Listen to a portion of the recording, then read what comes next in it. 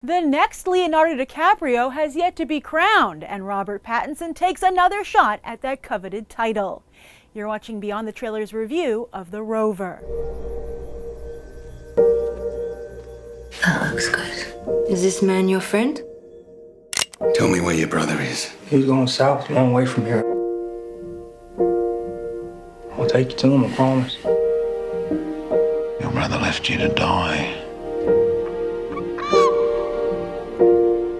He's abandoned you out here to me. You don't learn to fight, your death's gonna come real soon. To be fair, though, before there was Leonardo DiCaprio, there was Johnny Depp, and even Brad Pitt and Matthew McConaughey have managed to make the difficult transformation from man candy to artiste. But there's still something about DiCaprio's vibrancy and how he produces his own films. Well, actually, Pitt produces his own films as well. I guess it's that DiCaprio's still the youngest of the lot, and the new crop of boy toys can still see themselves in him, rather than thinking they'll have to wait until they're much older to gain any respect from the industry. Zac Efron and Robert Pattinson have both been very eager to be crowned the new DiCaprio by the media, although Efron, after Me and Orson Welles, The Paperboy, and At Any Price, seems to have given up his pursuit of the title in favor of a career in comedy.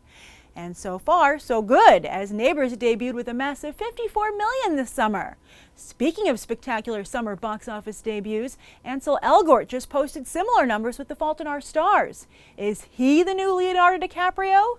Pattinson, though, can't hope to post these kinds of numbers with The Rover, but he's already topped the box office multiple times via Twilight and found himself no better for it.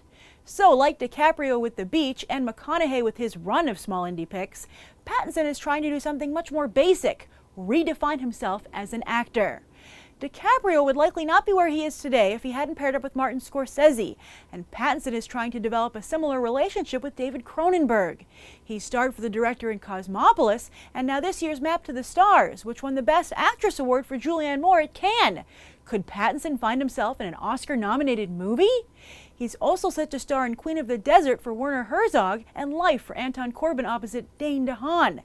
Heck, if all these respected artists are willing to work with Pattinson, maybe he does have hidden depths. Or maybe these artists just want to get their movies made and Pattinson's Twilight street cred helps with the financing and distribution. Take The Rover.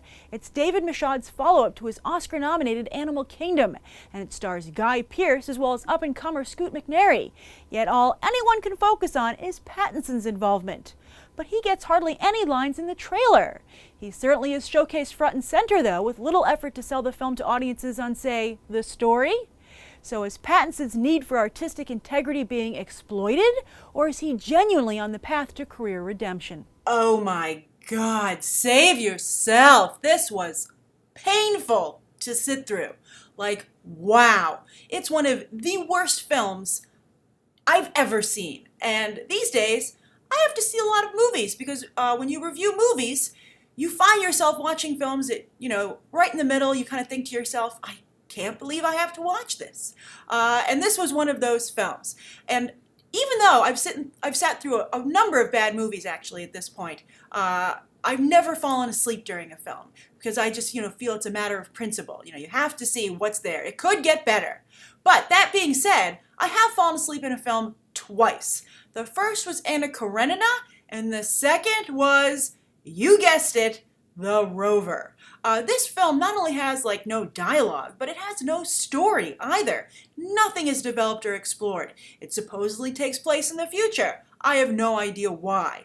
That's never really utilized story-wise or even to that much degree visually. So I'm like, why would you even do that? And also if you're going to shoot in the Australian outback wilderness, you don't need to come up with some excuse for why it's desolate, right? It just is desolate already. So I just could not figure out why they chose that setting. And also the characters, both Guy Pearce and Robert Pattinson, nothing, never developed. Guy Pearce is totally wasted. I can't believe this movie comes from the team behind Animal Kingdom, a very, very good film that was Oscar nominated. And then this almost seems like, the emperor has no clothes. There may be some kind of artistic trick to see hey, you know what? I resent the system, the Hollywood system, the critical system. So I'm going to make a really bad movie and see if everybody praises it so I can kind of laugh at them, as a private joke. But I wasn't laughing. As for Robert Pattinson, though, of course, big question mark here. Going to bring a lot of people into the film unknowingly, unsuspectingly, I guess is the right term. And Robert Pattinson should try and be a little bit nicer to his fans. But maybe he's having trouble getting these kinds of roles that are going to push him, so he just wanted David Michôd on his resume. So that's what this is, by the way, I guess. It's not meant for you to be seen. But as for Pattinson, at first, the movie, as I said, really does a very poor job of explaining or exploring anything because there's really nothing going on. So at first, I had no idea that Robert Pattinson's character was supposed to be a little slow mentally. And I was a little concerned that his acting was just really bad. I was like, what's happening here? Pattinson, I'm rooting for you. It's like kind of watching your favorite sports team just die on the field, and you kind of like are in disbelief, and you're like, maybe they can pull it out. Maybe they can turn it around. And I think Pattinson, he didn't win. He didn't, win the game here, but I think he had a pretty good showing. He was definitely MVP. He was working the hardest in this film. And once I realized that his character was supposed to be a little bit slow, I could more understand what he was trying to do, and I still see talent there. I still see I think he's the best shot at the new Leonardo DiCaprio. I still feel that way. And I've got a lot of, Blood Diamond, The Beach, this movie, and this role in particular seem to echo those choices that DiCaprio made at the beginning of his career when he was making this transition, as I discussed in the open. So maybe Pattinson can still do it. And he's very endearing. He really wins you over the course of the film, and I think he has a lot of charisma, that movie star charisma. But I have to say, even though I'm rooting for him, and even though I think he did a pretty good job here, I have trouble for some reason connecting with him emotionally. And I couldn't quite figure out why that was. Guy Pearce, I'm telling you, he has nothing to say, nothing to do. I'll get to that in a moment, though.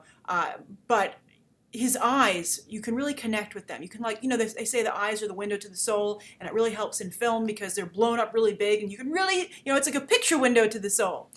So Guy Pearce, it worked out very well. And this isn't to say all people with brown eyes like a Robert Pattinson are at a disadvantage, but there's something about the way maybe he's being lit, or the way the shadow of his brow casts over his eyes, but he has almost like shark eyes. I can't really see into his soul. I can't connect with him on an emotional level, and I think that might potentially hurt Robert Pattinson going forward. Now, as I said, Guy Pearce really had nothing to do, but apparently he had one speech in the film, and I say apparently because I slept through most of it. I just could not keep myself awake. It's like, I know this is important, but it's so boring. So maybe that speech would have made me see this movie in an entirely different way. Maybe at the end, which is so on the nose and laughable that you can't believe this is how the movie is ending, and this is supposed to be a sophisticated piece of indie storytelling and movie making, maybe that one speech would have made it all make sense. But I have to say, based on the reaction of other people leaving the theater, the press screening when I did, I don't think it made a big difference or, saved the day. And I'm certainly not going back to revisit this movie to find out what he said. I'm like, whatever. And actually, someone even left during this press screening, and I never see that. Because again, this is the job of the people who are going. It's our job to watch this movie. But I cannot think of any good reason why you should have to sit through it. Even if you're a Robert Pattinson fan, wait for Map to the Stars to come out or something. Or maybe rent this and fast forward to all of Pattinson's, little acting parts, which I think maybe casting directors should do. But, again, it's not even a solid win for Pattinson. But I think it's a right step in the right direction. Okay, a step in the right direction. All right, that is my regrettable review of The Rover. If you have seen it, I'm sorry for you, but please share your thoughts down below. And heck, maybe David Michôd, maybe something that he did went right over my head or most people's heads, but maybe you might have a theory as to why it does make sense why he would make this film. And please share it down below. So thank you so much for tuning in to my review. You can check out some more episodes right now.